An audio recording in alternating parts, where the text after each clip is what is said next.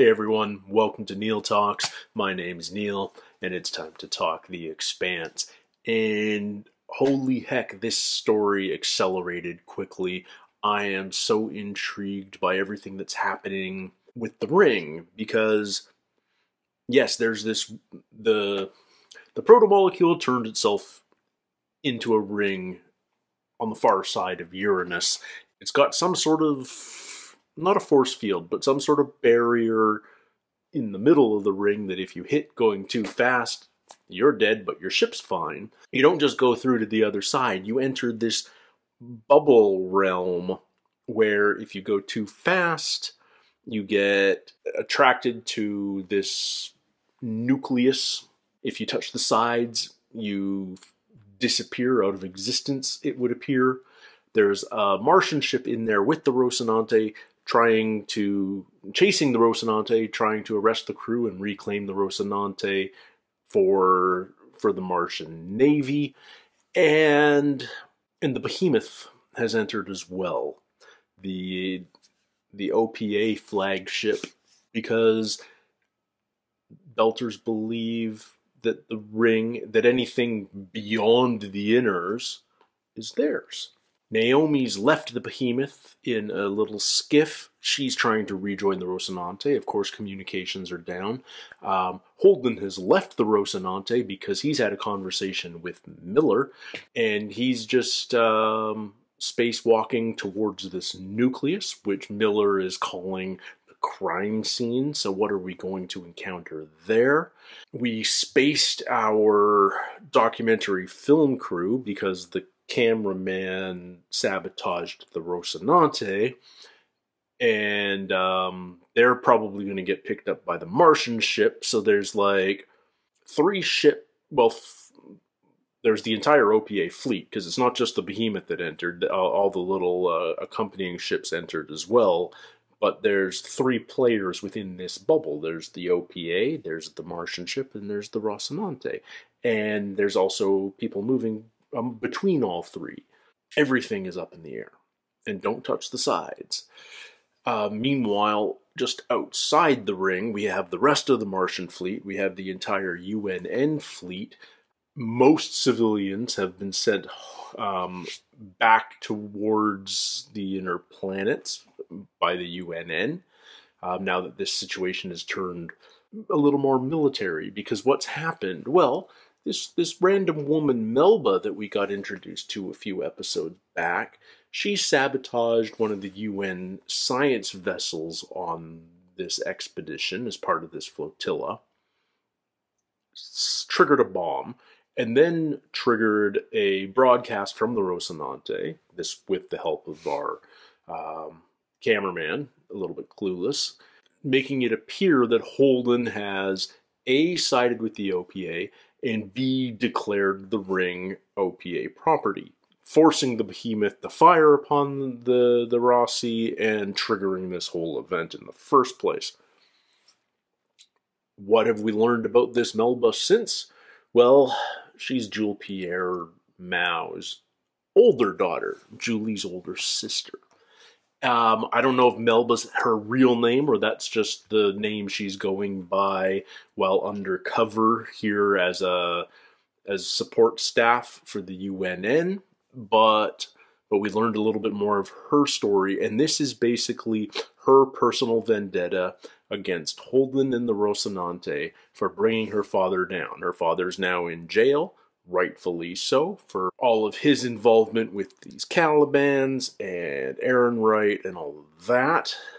And this is her desperate bid to avenge her father and gain his love and respect that she's never felt she's had. Julie, for all her rebelliousness, also had her father's begrudging admiration. So she's an interesting character. I don't know what her plan is at this point, because I think her plan was basically to get the UNN to fire upon the Rossi. But now, well, let's see what her next impromptu step may be to make sure that happens. Yeah, Super curious to see where we go from here. Anne has also finagled her way to stay on board the UN flagship, the Prince, because this is the closest thing to a miracle that's ever happened in her lifetime. She wants to be here when we make first contact with this alien life, the proto-molecule that's been central to the story from day one of this show. So, yeah, no predictions. Can't wait to find out what happens next. Let's jump into it. This is episode 10 of season 3, and it's called Dandelion Sky. We're not done with Thomas Jane yet. Love it. Miller told me to go to the station. I have to do this on my own. Just stay safe. And do not follow me. That's an order. Okay. I just saw Simu Liu's name in the credits. That's fun. Proof that this was filmed in Toronto. Starting to wonder if I'm cursed. Because out of the whole human race, you're the one flying toward the mysterious alien artifact with the dead guy? Yeah.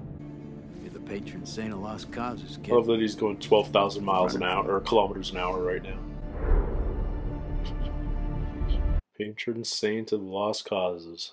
We are on final approach to the gate. I haven't been sleeping very well since we got the orders to go through this thing. In the face of all this, sleep seems disrespectful, maybe? Seems more like terrifying.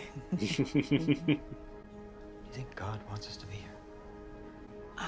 As far as I can tell, Scripture's quiet on this one. Excuse me.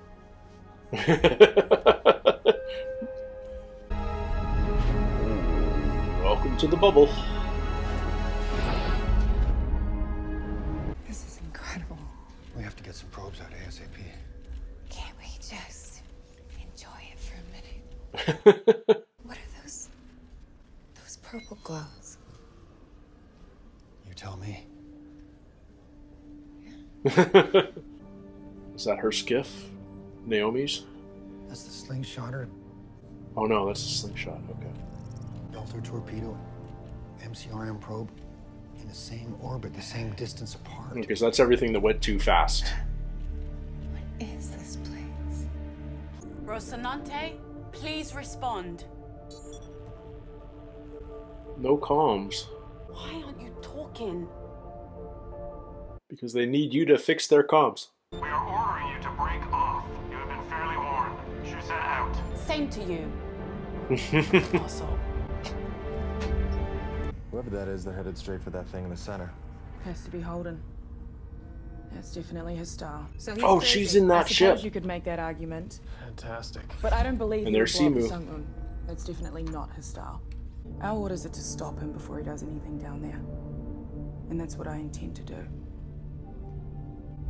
Do they know he's left the Rossi? They're not happy with me. Just collecting pals wherever you go. What are you doing? Trying not to get caught. Accelerating. Yep, they know he is. You're no good to me if the station squashes you like a bug. Slow down! Okay, what's our max limit? We're going right up to the speed, just under 18,000. Okay. He's just being an asshole. A little air out of his back just accelerated him 5,000 kilometers an hour. Why are you being so much like yourself? Is none of this stuff weirding you out? You want me to say this is some weird shit? Yeah. This is some weird shit. Thank you. And we're playing way out of our league here. That's been true ever since we've been sharpening sticks and going after lions. But we're still here. God damn, I love him. I wish that I could tell you I was freaked out, but I'm not. He doesn't have a freak out response. I haven't felt fear since I was 5 years old. I could go through life without feeling fear. No, You don't. you don't. Was he altered? Like our Cortazar? I bet that if an object were to exceed the speed limit inside this ship, nothing would happen to it. We should test that. Within the ship. Maybe the purple glow is like a cyst. Maybe it's interpreting these objects as threats, and that's how it Infections. isolates them. Kind of makes you nervous to think that it's alive and watching us, don't you think? Oh, this guy's gonna have a freak out. You okay? No, he's not. Just fine, ma'am. Uh-oh. What's Ms. Mao up to? This route to intercept the Rocinante. Within the speed limit, I need to get there before the Susan. Yeah. So she can't beat the Martians to hold it. Oh, it's just too bad we don't have our chief engineer to build us some probes. This isn't a slave ship. No, it's a warship. The Belt's first and only. And I'm its captain. Yeah. We're about to have a mutiny? Yeah, you are. James Holden, please respond. Shit! Their comms He's are not broke. slowing down. Holden. Bobby Draper here. Really? Yeah. It's me. I need you to slow down. Shut the fuck up. I'm trying to... Sorry, Bobby, I wasn't talking to you. Another channel. Will you just shut up for Who a are you second? talking to, Holden? Monkeys and microwaves. Holden, are you alright? Exactly. I didn't blow up the sun moon, and Alex and Amos had nothing to do with it either. I gotta go. That man sound rational to you? No, sir. He did not. Start shedding speed, dude. You're coming in hot. Oh, okay. Oh, this is so... Oh, it's just opened a hole for you. Please, enter the middle of my nucleus. What's in there? This stuff. The next lead in the case. The next Do you lead? even know what the case is? There used to be something here. A lot of something. A civilization. Billions of years ago. But now, all that's left is a bunch of locked doors and some lights on a timer. So what do? We figure out how to pick the locks. So the proto-molecules from a dead civilization? Alright. Into the nucleus we go. Oh. Oh. I'm so nervous about what this guy's gonna do. Nemiroff. And I love these moving, like, shifting Dutch angles, just sort of reminding us that we're not dealing with normal gravity. Is this guy just nervous, or is there something more to what's going on in his head right now? Is he gonna kill himself, or... I don't know. Yeah, holy crap. Just like that. If I took a skiff, could I get to the Rocinante before the Martians? Nope. If the Rocinante's reactor went critical, what would the zero survival radius be? Can she trigger the reactor going critical? Remotely? Captain can run their ship however they choose to. Captain should be you. Diogo, man. I flew dark past a Martian battle group and they never even knew I was there. And I've seen friends breathe the vacuum and watched my only child burn. So when I tell you to tread carefully, you would do well to stop talking. Yeah. Well, Diogo's not a soldier, he's a revolutionary. You got more synapses than stars in the universe. I push a few trillion of them buttons in exactly the right way. Ta-da. You're talking to Miller. Maybe I'm the illusion inside your head. Whoa, whoa, whoa. I'm trying to keep things simple here for you, okay? Monkey, Mozart. What happened? He was cleaning his sidearm and accidentally discharged the weapon. No. Thank you, man. Oh, nope. That's just terrible. It's a terrible euphemism, actually. Yeah. She knows. She knows he killed himself. She didn't do enough to allay his fears. Is she going to feel guilty about that? I need access to a mech suit rated for deck work. Reason? Sorry, Melbako, you are not authorized for that. You'll need a supervisor to approve. Alright. You don't get yourself a suit. Hey, it's not your fault. Well, he was begging for help, and I was too distracted. You're not here to praise the Lord. No, I'm here to talk to people. To offer comfort where comfort is needed. To sit with people when they're scared. Sorry. Oh, did... Clarissa? Oh. Clarissa is her name. The one person who would know her. Lids on and load up.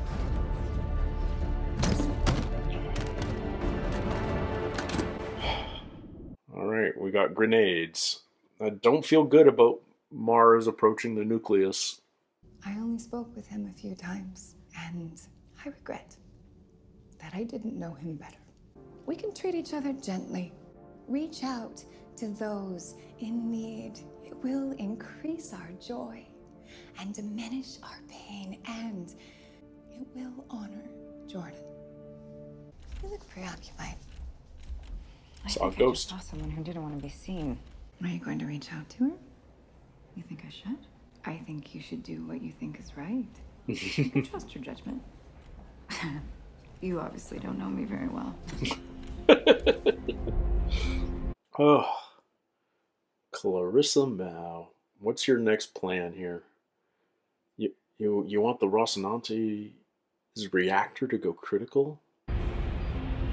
Okay, so we are at the heart of the nucleus now. The data banks.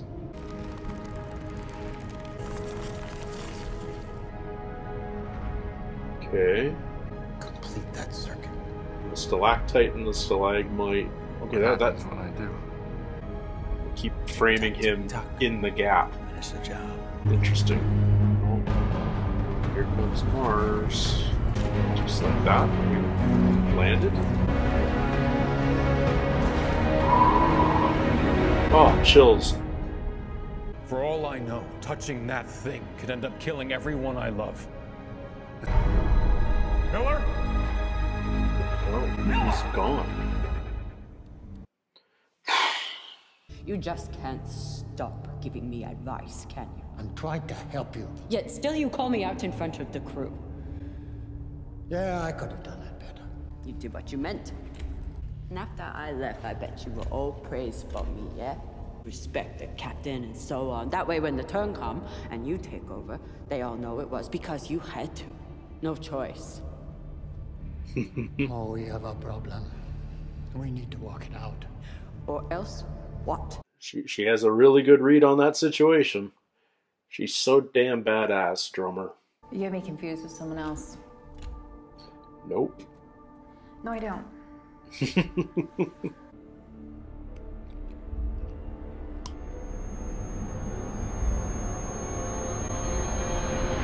What does she have in her?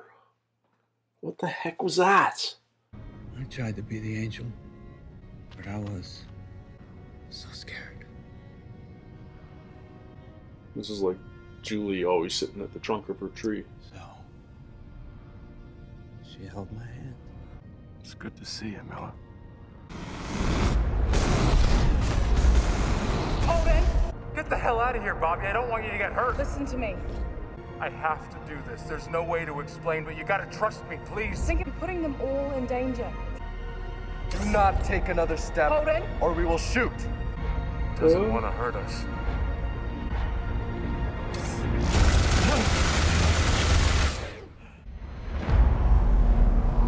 Okay. They go too fast. They get cysts growing around them. Uh-oh. Uh-oh. Uh-oh. Grenade! No, no, no. This is not how you fight the protomolecule.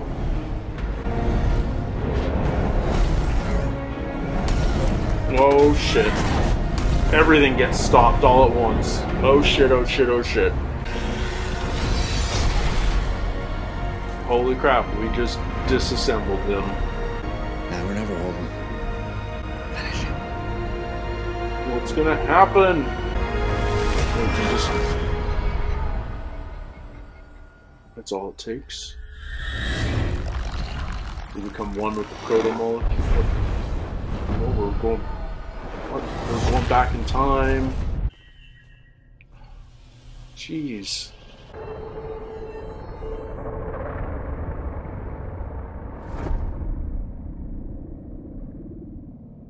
Whoa. What the hell was that? They send protomolecules to all these different worlds? Is this the only one they've got left? I'm just guessing here.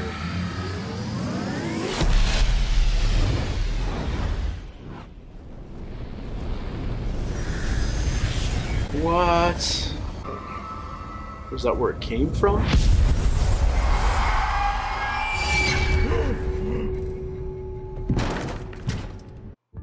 Oh my god.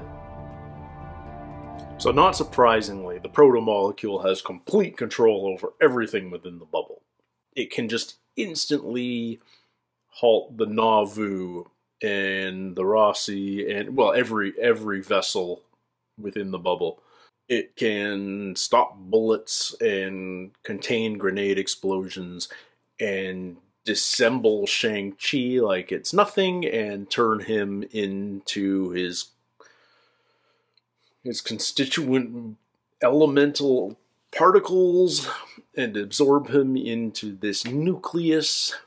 But what exactly did we see there in Holden's vision? That's what it's not clear. We were dialing back in time, but we went beyond what we know from the show.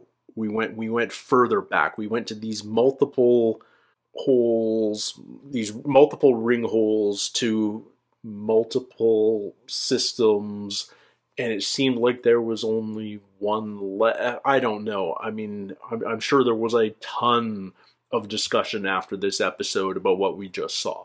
What did Holden see? Does he understand what he saw, or did he just see what we saw as the audience, or has he walked away with like some knowledge of the proto-molecule that beyond anything else that's understood about it?